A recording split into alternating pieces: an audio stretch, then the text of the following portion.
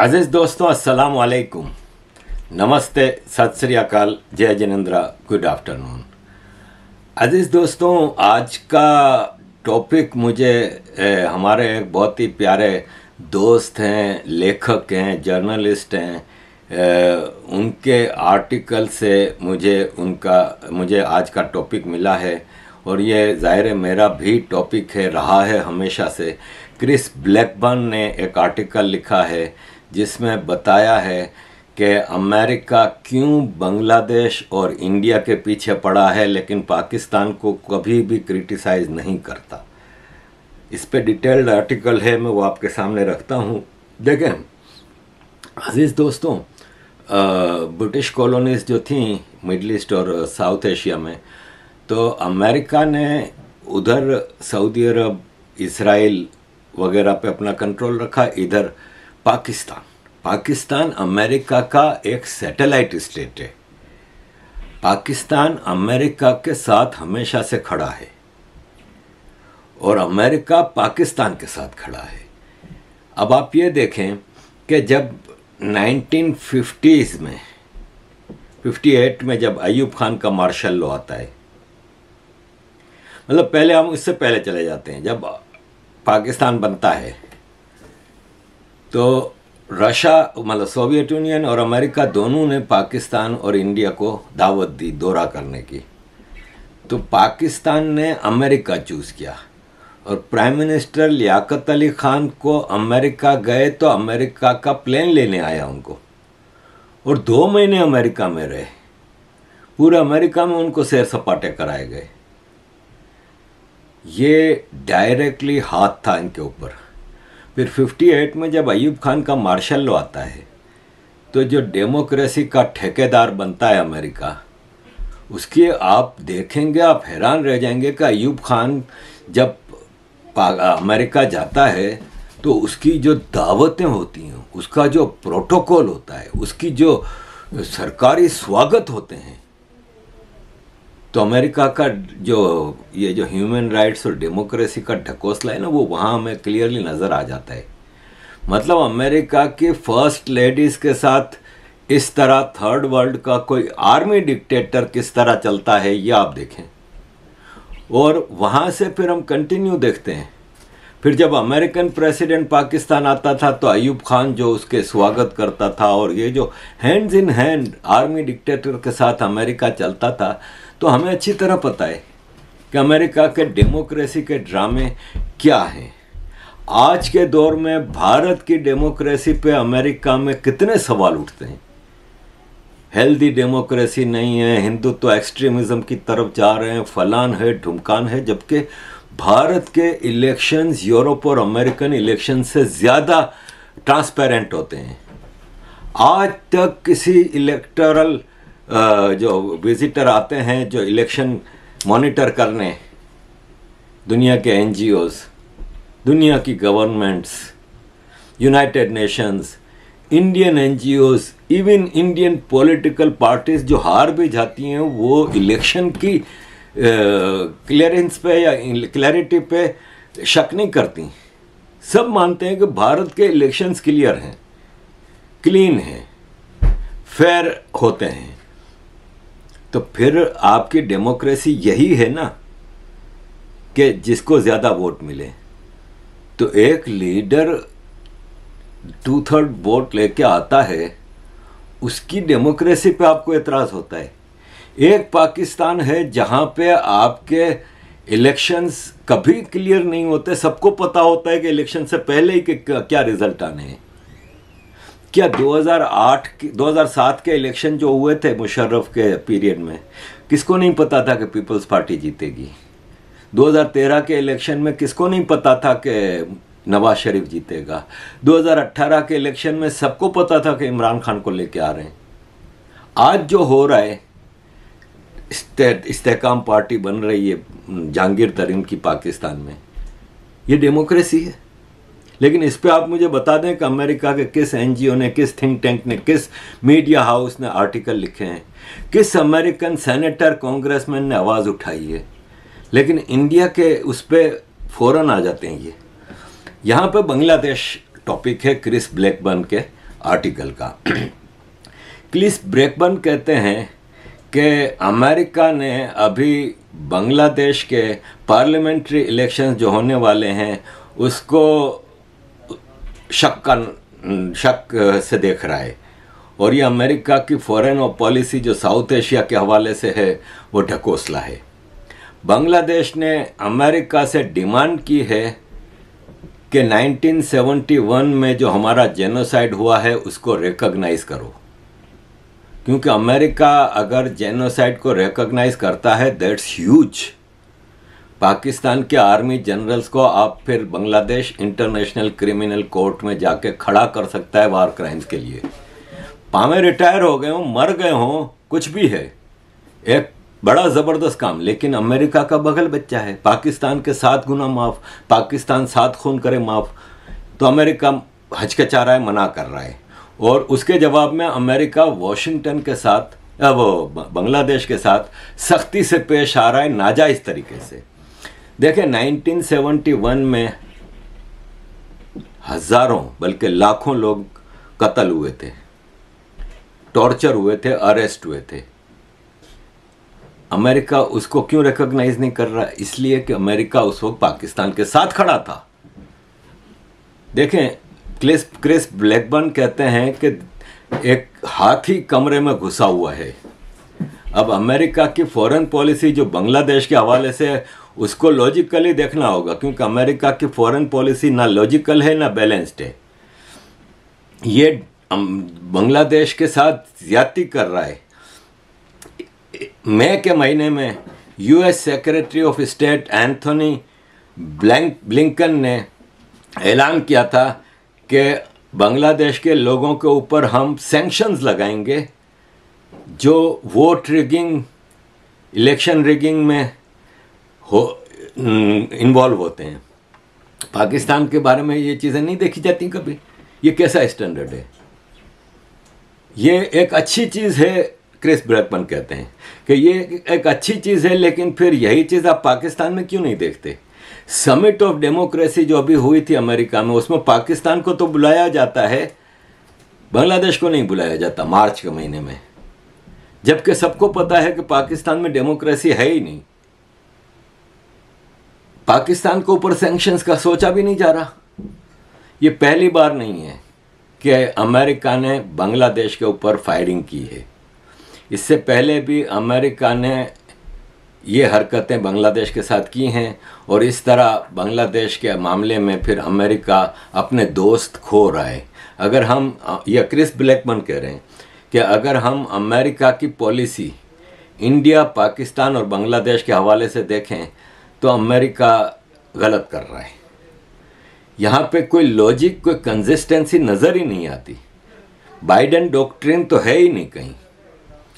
ये याद रखें कि 2021 में बांग्लादेश की एक rapid action battalion rapid action battalion यानी पैरामिलिट्री क्रिएट की गई थी, जो टेररिस्टों को और इस्लामिक एक्सट्रीमिज़म के जो टेररिस्ट होते हैं उनको पकड़ने के लिए बनाई गई थी। और उसमें अमेरिका ने बांग्लादेश के साथ मदद भी की थी। लेकिन 2021 में अमेरिका ने रैब के ऊपर सैंक्शंस लगा दी कि रैब गलत है, रैब गलत कर रही है। अब उस सैंक्शंस की वजह यह हुई कि अल जजीरा ने उसके बारे में कुछ रिपोर्ट दिखाई कि रैब के जो ऑफिसर्स हैं, मिलिट्री ऑफिसर्स, क्योंकि रैब पैरामिलिट्री ग्रुप है, रैब के जो मिलिट्री ऑफिसर्स हैं वो अपनी हद से ज़्यादा आगे बढ़ के काम कर रहे हैं और कुछ लोगों को गलत टारगेट किया है। कुछ ह्यूमन राइट्स एक्टिविस्ट, कुछ गे एक्टिविस्ट को टारगेट कर रहा है। अब मसला ये है कि अमेरिका रैब को तो वो कर रहा है सैंक्शन, रेंजर्स पाकिस्तान की और फ्रंटियर कोर को क्यों नहीं कर रहा? और रैब की जो एक्सेस ऑफ पावर यूज़ करने की बात है ना, तो देखें बांग्लादेश ने एक ग्रुप पकड़ा था 2015 में, पाकिस्तानी डिप्लोमेट्स बांग्लादेश के कई अल कायदा टेररिस्ट ग्रुप की मदद कर रहे थे और बांग्लादेश के कई सो कॉल्ड एनजीओज, जैसे इंडिया में आप देखते हैं कितने एनजीओज पाकिस्तान के पैसे पे लिखारी और ये सब चलते हैं ना, चाइना के सोरोस के पैसे पे, ऐसे बांग्लादेश में वो चलते थे। उसको रैब एक वेरी एक्टिव ग्रुप था जिसके पास रिसोर्सेज थे और पावर थी, उसने उनको पकड़ा है। तो उस पर अमेरिका नाराज़ हुआ क्योंकि इस टाइप की चीज़ें हैं ना, ये अमेरिका की एजेंट होते हैं ज़्यादातर। अमेरिका मुख्तलिफ देशों में इस टाइप के लोग वो करता है। अब एक मिसाल है, 2-4 बेगुनाह भी मारे गए थे। तो अमेरिका के रेमन डेविस ने पाकिस्तान में लाहौर में मारे थे ना, 2 पाकिस्तानी नेशनल को मार दिया था गोली से, हज़ारों गवाहों की मौजूदगी में पकड़ा गया था। अमेरिका ने उसको, पाकिस्तान के आईएसआई के चीफ जनरल शुजा पाशा अदालत में बैठे थे और वो जो मारे गए थे उनकी फैमिलीज को प्रेशराइज करके खून बहा माफ़ करा के उसको रेमन डेविस को आर्मी के जहाज़ में पहुंचाया था, दुबई कतर कहीं, फिर अमेरिका उसको लेके गई थी। तो तुम्हारे अमेरिका के जो वाटर गेट वाले या पता नहीं ब्लैक वाटर वाले और कितने अमेरिका ने टेररिस्ट ग्रुप गोरों के कॉन्ट्रैक्टर्स बनाए थे अफगानिस्तान के लिए, सीरिया लीबिया के लिए, जिन्होंने लाखों इंसानों का कत्ल किया है। और यहाँ पे रैप के 2-3 गलत एक्शंस की वजह से उसके ऊपर अमेरिका ने पाबंदी लगा दी। एक डिप्लोमेट थे आर्चर के ब्लड, आर्चर के ब्लड ने रिसेंटली कहा था कि 1971 में जेनोसाइड तो हुआ था और लाखों बंगाली मारे गए थे। अब अमेरिका के लिए उसको एक्सेप्ट करना मुश्किल था क्योंकि जब वो जेनोसाइड हो रहा था तो अमेरिका पाकिस्तान के साथ खड़ा था सपोर्ट में। उस वक्त अमेरिका के निक्सन ने एक लफ्ज़ नहीं बोला था पाकिस्तान की ब्रूटलिटीज़ के ऊपर। उल्टा जब इंडिया इन्वॉल्व हो रहा था तो इंडिया को धमकियां दी थी कि तुम इस मामले में नहीं पड़ो। ये अमेरिका का गंदा घिनौना चेहरा है और अमेरिका आज भी हिचकिचा रहा है उस जेनोसाइड को जेनोसाइड मानने से, इसलिए कि उसमें फिर अमेरिका की उस वक्त की लीडरशिप भी नंगी होती है। अब आपने रैप के ऊपर पाबंदी लगा दी 2021 में। ये पाबंदी कब लगी? सितंबर में। और अगस्त 2021 में काबुल तालिबान फतह करती है। काबुल की फतह, तालिबान की फतह अमेरिका की हार थी। और किसको नहीं पता कि तालिबान की फतह किस तरह अमेरिका के खिलाफ पाकिस्तान की मदद से हुई है। पाकिस्तान के आर्मी और आईएसआई ने 20 साल अफगानिस्तान में अमेरिका की जो जंग थी उसमें अमेरिकन इंटरेस्ट को टारगेट किए हैं और पाकिस्तान ने वहाँ पे खुल के जंग लड़ी है अमेरिका के खिलाफ। उस पर अमेरिका कोई सैंक्शंस नहीं लगा रहा, लेकिन ढाका इंडिया इनके लिए मुश्किल है। अमेरिका नाराज़ हो रहा है कि bloggers, secularist, human rights activist, gay bloggers जो बांग्लादेश में हैं उनकी बांग्लादेश की सरकार सिक्योरिटी नहीं कर पा रही।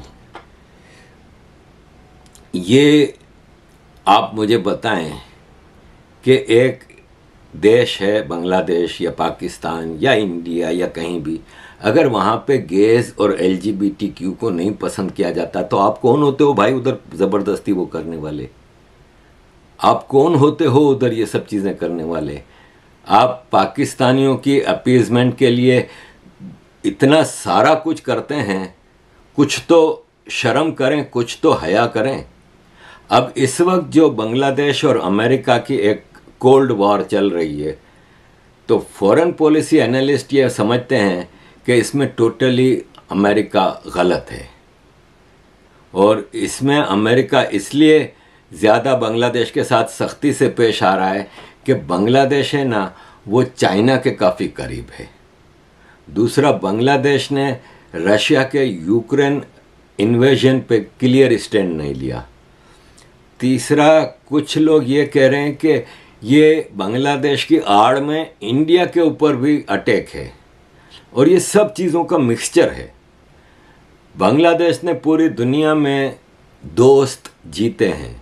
बांग्लादेश की पॉलिसीज़ को लोग दुनिया में पसंद करने लगे हैं। बांग्लादेश की sustaining economic growth, human development और इस्लामिक टेररिज्म के खिलाफ बांग्लादेश के एक्टिविटीज़। बांग्लादेश की सरकार ने जमात इस्लामी के टेररिस्टों को फांसियां लगवाई हैं, ये हसीना वाजिद सरकार ने। अमेरिका को ये नहीं पसंद। अमेरिका को ये इस्लामिक टेररिस्ट पसंद हैं, उनको पालता है अमेरिका। ये चीज़ें नहीं पसंद आई। पाकिस्तान की तरफ अमेरिका ज़रा भी नहीं देखता। पाकिस्तान एक वो कौम है जो टेररिज्म में फंडिंग करती है और डायरेक्टली अटैक अमेरिका में, इंडिया में, अफगानिस्तान में पाकिस्तान की आर्मी, पाकिस्तान की कंट्री इन्वॉल्व है। कई अमेरिकन सर्विसमैन और डिप्लोमेट पाकिस्तान के डायरेक्ट टेररिस्ट अटैक में मारे गए हैं। और चाइना का अगर बांग्लादेश का कुर्बत है तो पाकिस्तान तो चाइना के बिस्तर में घुसा हुआ है। पाकिस्तान तो चाइना की रखेल है। तो फिर रेप पे जिस तरह की सैंक्शंस लगी हैं वो पाकिस्तान को क्यों सैंक्शंस नहीं लगती? उल्टा FATF की ग्रे लिस्ट से भी निकाल दिया आपने। तो ये एक डबल स्टैंडर्ड जो अमेरिका का है ना, वो कोई पसंद नहीं कर रहा। और अमेरिका दुनिया में कई इश्यूज पे इस वक्त बहुत ज़्यादा मार खा रहा है। आज वो ज़माना नहीं रहा अमेरिका बहादुर, क्या आप करते थे, कहते थे और दुनिया चुपचाप मानती थी। आज दुनिया में सोशल मीडिया एक आ गया है जिससे आम आदमी तक एक एक चीज़ पहुंचती है। फिर आज की दुनिया में चाइना, रशिया, इंडिया बहुत बड़ी पावर्स बन के सामने आई हैं। वो वक्त गया जब तुम नेटो बना के पूरी दुनिया के England, France, Japan, Australia, Canada सबको अपने साथ मिला के पूरी दुनिया में दनदनाते फिरते थे। आज वो नहीं है सूरत हाल। आज इंडिया की अपनी एक आज़ाद पॉलिसी है। चाइना, रशिया दो बड़े जायंट बैठे हैं।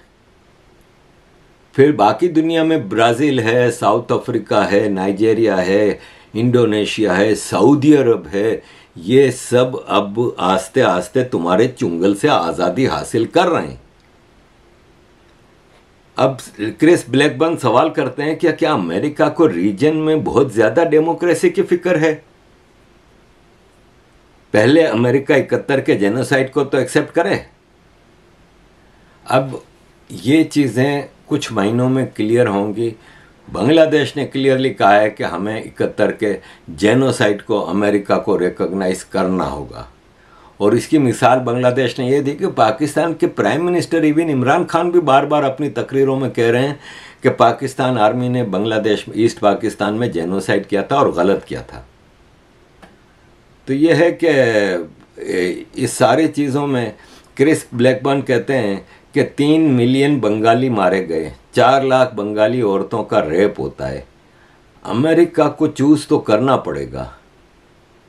और ये अमेरिका के बांग्लादेश के साथ रिलेशनशिप का फ्यूचर इसी पे डिपेंड करता है। अमेरिका अब सिलेक्टिव नहीं हो सकता। फैक्ट को फैक्ट बनाना होगा, मानना होगा।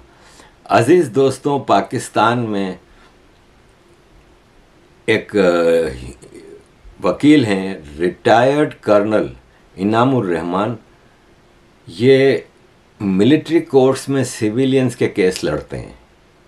इन्होंने कहा है कि आज मिलिट्री कोर्ट्स में जो केसेस चल रहे हैं सिविलियंस के, तो इमरान खान के अपने पीरियड में जब इमरान खान प्राइम मिनिस्टर थे तो उन मिलिट्री कोर्ट्स में 25 सिविलियंस के केस चले हैं जब इमरान खान प्राइम मिनिस्टर थे। तो आज इमरान खान उस मिलिट्री कोर्ट्स के ऊपर क्वेश्चन कैसे कर सकते हैं जबकि 25 सिविलियंस के केस उन्होंने अपनी प्राइम मिनिस्टरशिप में मिलिट्री कोर्ट्स में चलाए थे। अजीज़ दोस्तों, ये पाकिस्तान की डेमोक्रेसी है जहाँ पे किसी आर्मी ऑफिसर का केस सिविलियन कोर्ट में नहीं चल सकता, लेकिन सिविलियन का केस मिलिट्री कोर्ट में चल सकता है। ये पाकिस्तान फौजिस्तान है। पाकिस्तान की टेररिज्म की, प्रॉक्सी वार्स की हिस्ट्री और करंट एक्टिविटीज़ आज भूखा मर रहा है, लेकिन भारत में रोज़ के कई ड्रोन आके गिरते हैं पाकिस्तान के, कितने पकड़े नहीं भी जाते, कितने पकड़े नहीं भी जाते, लेकिन ऐसे अटैक्स रोज की बुनियाद पे पाकिस्तान कर रहा है। अभी लास्ट वीक बदख्शां अफगानिस्तान में मस्जिद में धमाका हुआ। ये सब पाकिस्तान की एक्टिविटीज़ हैं। पाकिस्तान एक बोझ है दुनिया पे, अमेरिका पे। ये पाकिस्तान को देखना होगा। इंडिया की एक वाइब्रेंट डेमोक्रेसी है और उस पे अमेरिका के think tank, media, senators, congressman रोज़ आवाज़ उठाते हैं। लेकिन पाकिस्तान की डेमोक्रेसी, पाकिस्तान की टेररिज्म एक्टिविटीज़, आप किसी भी एक न्यूट्रल, समझदार, ज्ञानी आदमी के सामने ये केस रखें कि क्या पाकिस्तान टेररिस्ट स्टेट है कि नहीं, क्या अमेरिका, यूनाइटेड नेशंस को पाकिस्तान को टेररिस्ट स्टेट डिक्लेयर करना चाहिए कि नहीं, आई गारंटी यू कि कोई पागल ही होगा जो मना करेगा, कोई बायस्ड होगा जो मना करेगा। अदरवाइज दुनिया को पता है कि पाकिस्तान धंसा हुआ है टेररिज्म की दलदल में और पाकिस्तान टेररिस्टों की सबसे बड़ी जन्नत है। तो अमेरिका को अब अपनी फॉरेन पॉलिसी को बदलना होगा। बजाय इसके कि अमेरिका में एक नेक्सस ऑफ एविल क्रिएट किया गया है पाकिस्तान की तरफ से, जमात इस्लामी और आईएसआई के इतने सारे लोग अमेरिका से एनजीओ नेटवर्क चलाते हैं, फाइनेंसिंग करते हैं और वो फाइनेंस फिर इंडिया में फंडिंग करती है एंटी इंडिया एक्टिविटीज़ के लिए। उस पे तो कभी अमेरिका का कोई थिंक टैंक बोले, कभी वॉशिंगटन पोस्ट, कभी न्यूयॉर्क टाइम्स, कभी टाइम मैगजीन, कभी कोई सेनेटर, कभी कोई कांग्रेसमैन, कभी कोई थिंक टैंक उस पर भी तो आवाज़ उठाए कि अमेरिका से ये सब एंटी इंडिया एक्टिविटीज़ हो रही हैं। मुझे आप ये जो ग्रुप हैं, जितने भी एनजीओस की शक्ल में, थिंक टैंक्स की शक्ल में, जो मिलियंस ऑफ डॉलर कलेक्ट करते हैं हर साल और वो जाता इंडिया में, इंडिया के खिलाफ एक्टिविटीज़ में, आप मुझे कोई पाकिस्तान के खिलाफ ऐसे कोई एक्टिविटीज़ बता दें अमेरिका में कि कोई ऐसे इंडियन ग्रुप्स हों जो वहाँ पे एंटी पाकिस्तान मूवमेंट चलाते हों, जो वहाँ पे एंटी पाकिस्तान एक्टिविटीज़ के लिए फंडिंग जमा करते हों। कोई एक बता दें। ये दर्जनों हैं और अगर आप डीप में जाएंगे तो उनके बच्चे, यानी ऑर्गेनाइजेशन, एक एक ऑर्गेनाइजेशन के नीचे 10-20 छोटी ऑर्गेनाइजेशनें काम करती हैं। तो सैकड़ों ऑर्गेनाइजेशन पूरे अमेरिका, कनाडा में एंटी इंडिया एक्टिविटीज़ के लिए काम करते हैं और उनके सारे डांडे आईएसआई और जमात इस्लामी से मिलते हैं।